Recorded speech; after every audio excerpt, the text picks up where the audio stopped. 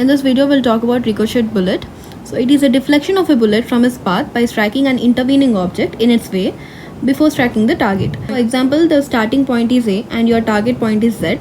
It strikes something M in between. So deformity or the deflection, the deviation of the part of the bullet depends upon velocity. Low velocity likely to ricochet than the high velocity, because high velocity directly goes and penetrates. And the shape, round notes likely to ricochet compared to the flat nose, and full metal jacketed are likely to ricochet compared to the lead. It also depends upon the material of the bullet, density of the target material, and the striking angle at which the bullet is fired, and the intermediate object.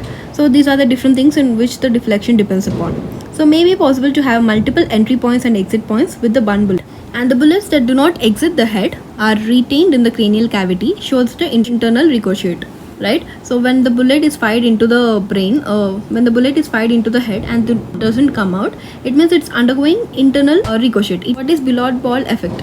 So it is seen in relation to ricochet of shotgun pellets from an intermediate target such as door, windows, cloth, etc. It gives a billiard ball struck appearance. So the importance of this effect is radiographically, it suggests that the bullet is fired from the long distance, but whereas in reality the bullet is actually fired from the close distance. This is about ricochet bullet. So basically what is happening here, doesn't go from A to Z, it goes from A to M to Z.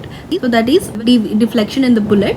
It depends upon the velocity, shape of the nose, round nose, flat nose, material of the bullet, material of the intermediate object, density of the target material, striking angle, etc. It also possible to have multiple entry points, multiple exit points in the ricochet bullet.